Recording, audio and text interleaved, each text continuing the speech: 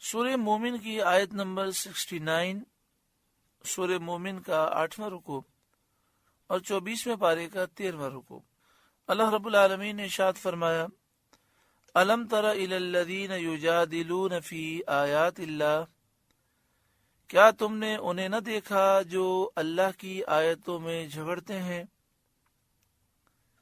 یعنی قرآن پاک میں وہ جھگڑا کرتے ہیں، انا یصرفون، کہاں پھیرے جاتے ہیں، ایمان سے اور دین حق سے کہاں پھیرے جاتے ہیں، الذین کذبوا بالکتاب، وہ جنہوں نے کتاب جھٹلائی، یعنی کفار جنہوں نے قرآن شریف کی تکذیب کی، وَبِمَا أَرْسَلْنَا بِهِ رُسُلَنَا، اور جو ہم نے اپنے رسولوں کے ساتھ بھیجا اس کو بھی ان لوگوں نے جھٹلا دیا۔ اللہ نے اپنے رسولوں کے ساتھ جو چیز بھیجی، اس سے مراد یا تو وہ کتابیں ہیں جو پہلے رسول لائے، یا وہ سچے عقائد ہیں جو تمام نبیوں نے پہنچائے، مثلا اللہ تعالیٰ کی توحید، مرنے کے بعد دوبارہ اٹھنا۔ فسوف یعلمون، وہ عنقریب جان جائیں گے، یعنی اس جھٹلانے کا انجام وہ دیکھ لیں گے۔ اذ الاغلال فی اعناقہم، جب ان کی گردنوں میں طوق ہوں گے، والسلاسل، اور زنجیریں ہوں گی، یسحبون، گھسیٹے جائیں گے، یعنی ان زنجیروں سے وہ کافر جہنم میں گھسیٹے جائیں گے، فی الحمیم، کھولتے پانی میں، ثم فی النار یسجرون، پھر آگ میں دہکائے جائیں گے، اور وہ آگ باہر سے بھی انہیں گھیرے ہوگی اور ان کے اندر سے بھی بھری ہوگی۔ اللہ کی پناہ، اللہ محفوظ فرمائے جہنم کی آگ سے۔ ثم قیل لہم، پھر ان سے فرمایا جائے گا، اینما کنتم تشرکون من دون اللہ، کہاں گئے وہ جو تم شریک بتاتے تھے اللہ کے مقابلے میں، یعنی وہ بت کہاں گئے، وہ بت کیا ہوئے جن کی تم پوجا کرتے تھے۔ قالو، وہ کہیں گے، ضلوا عنا، وہ تو ہم سے گم گئے، کہیں نظر ہی نہیں آتے۔ بل لم نکن ندعو من قبل شیئا، بلکہ ہم پہلے کچھ پوجتے ہی نہ تھے۔ بتوں کی پوجا کا کافر انکار کر جائیں گے، پھر بت حاضر کیے جائیں گے اور کفار سے فرمایا جائے گا کہ تم اور تمہارے یہ جھوٹے معبود سب جہنم کا ایندھن ہو۔ بعض مفسرین نے اس آیت کا ایک دوسرا معنی بھی کیا، بل لم نکن ندعو من قبل شیئا، اس کے یہ معنی ہے کہ اب ہمیں ظاہر ہو گیا کہ جنہیں ہم پوچھتے تھے وہ کچھ نہ تھے کہ کوئی نفع یا نقصان پہنچا سکتے، یعنی مراد یہ ہے کہ وہ یہ کہیں گے جہنمی، اب ہمیں پتہ چلا کہ جن بتوں کو ہم نے پوجا وہ تو کچھ نہ تھے۔ کذالک یضل اللہ الکافرین، اللہ یوں ہی گمراہ کرتا ہے کافروں کو۔ ذالکم بما کنتم تفرحون فی الارض بغیر الحق، یہ اس کا بدلہ ہے جو تم زمین میں باطل پر خوش ہوتے تھے، یعنی یہ عذاب جس میں تم مبتلا ہو یہ اس وجہ سے ہے کہ تم دنیا میں باطل پر یعنی شرک، بت پرستی اور قیامت کے دن اٹھنے کے انکار پر خوش ہوتے تھے۔ ایک باطل چیز کو صحیح تم سمجھتے تھے۔ باطل سے کیا مراد ہے؟ شرک کرنا، بت پرستی کرنا، شرک، بت پرستی، قیامت کے دن اٹھنے کا انکار کرنا۔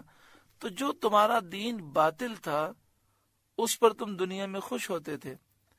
وَبِمَا كُنْتُمْ تَمْرَحُونَ، اور اس کا بدلہ ہے جو تم اتراتے تھے، غرور و تکبر کرتے تھے۔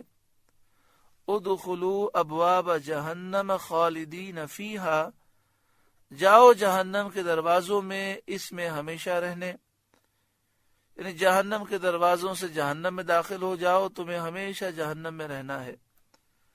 فبئس مثوى المتکبرین، تو کیا ہی برا ٹھکانہ ہے مغروروں کا، یعنی جنہوں نے تکبر کیا اور حق کو قبول نہ کیا، ان کے لیے جہنم کتنا برا ٹھکانہ ہے۔ فاصبر ان وعد اللہ حق، تو آپ صبر کریں، بے شک اللہ کا وعدہ سچا ہے۔ اللہ تعالیٰ نے کافروں پر عذاب فرمانے کا جو وعدہ فرمایا ہے وہ سچا ہے، ان قریب کافروں پر عذاب آئے گا۔ فَإِمَّا نُرِيَنَّكَ بَعْدَ الَّذِي نَعِدُهُمْ، تو اگر ہم آپ کو دکھا دیں کچھ وہ چیز جس کا انہیں وعدہ دیا جاتا ہے، یعنی آپ کے وصال ظاہری سے پہلے ہی کچھ عذاب ان کافروں پر آ جائے، جیسے بدر کے میدان میں 70 کافر مارے گئے، 70 گرفتار ہوئے، باقی ذلیل ہو کر بھاگے۔ او نتوفینک، یا ہم آپ کو پہلے ہی وفات دے دیں۔ فإلینا یرجعون، بہرحال انہیں ہماری ہی طرف پھرنا ہے اور شدید عذاب میں گرفتار ہونا ہے۔ وَلَقَدْ أَرْسَلْنَا رُسُلًا مِّن قَبْلِكَ، اور بے شک ہم نے آپ سے پہلے کتنے ہی رسول بھیجے۔ مِنْهُمْ مَنْ قَصَصْنَا عَلَيْكَ، کہ جن میں کسی کا احوال آپ سے بیان فرمایا، یعنی اس قرآن میں وضاحت کے ساتھ بعض نبیوں کا ہم نے ذکر فرمایا۔ وَمِنْهُمْ مَنْ لَمْ نَقْصُصْ عَلَيْكَ، اور کسی کا احوال نہ بیان فرمایا، یعنی قرآن پاک میں تفصیل کے ساتھ اور صراحتاً واضح الفاظ میں ہم نے ذکر نہ فرمایا۔ ان تمام انبیاء کو جن کا ذکر قرآن میں صراحتاً ہے، جن کا صراحتاً ذکر نہیں، تمام انبیاء کو اللہ تعالیٰ نے نشانی اور معجزات عطا فرمائے، اور ان کی قوموں نے ان سے جھگڑا کیا، مجادلہ کیا، اور ان انبیاء کو جھٹلا دیا۔ اس پر ان حضرات نے صبر کیا۔ اس تذکرے سے مقصود نبی کریم صلی اللہ علیہ وآلہ وسلم کی تسلی ہے، تسکین خاطر ہے کہ جس طرح کے واقعات قوم کی طرف سے آپ کو پیش آ رہے ہیں اور جیسی ایذائیں پہنچ رہی ہیں، پہلے انبیاء کے ساتھ بھی یہی حالات گزر چکے ہیں، انہوں نے صبر کیا، آپ بھی صبر فرمائیں۔ اور حضور کے واسطے سے ہمارے لیے تعلیم ہے کہ نبی اکرم صلی اللہ علیہ وآلہ وسلم نے فرمایا، دین کی راہ میں سب سے زیادہ میں ستایا گیا، تو پیارا آقا صلی اللہ علیہ وسلم نے صبر کیا۔ تو ہم اگر دین پہ چلتے ہیں، کوئی طنز کر دے، کوئی تانے دے دے یا کوئی نقصان پہنچا دے، تو دین کی راہ کو چھوڑنا نہیں چاہیے، بلکہ صبر کریں اور ثابت قدمی کے ساتھ جمے رہیں۔ وَمَا كَانَ لِرَسُولٍ أَن يَأْتِيَ بِآيَةٍ إِلَّا بِإِذْنِ اللَّهِ، اور کسی رسول کو نہیں پہنچتا کہ کوئی نشانی لے آئے بے حکم خدا کے، یعنی ہر رسول جو نشانی لے کر آتے ہیں اللہ کے اذن سے لاتے ہیں۔ فَإِذَا جَاءَ أَمْرُ اللَّهِ، پھر جب اللہ کا حکم آئے گا کفار پر عذاب نازل ہونے کی بابت، قُضِیَ بِالْحَقِّ، سچا فیصلہ فرما دیا جائے گا، یعنی رسولوں کے اور ان کی تکذیب کرنے والوں کے درمیان۔ مراد یہ ہے کہ جب عذاب کا وقت آئے گا تو کافر ہلاک و برباد ہوں گے۔ وَخَسِرَ هُنَالِكَ الْمُبْطِلُونَ، اور باطل والوں کا وہاں خسارہ ہے۔ سورہ مومن کا 8واں رکوع مکمل ہوا۔ اللہ تعالیٰ اس رکوع کے نور سے ہمارے قلوب کو روشن منور فرمائے۔ اللہ اللہ اللہ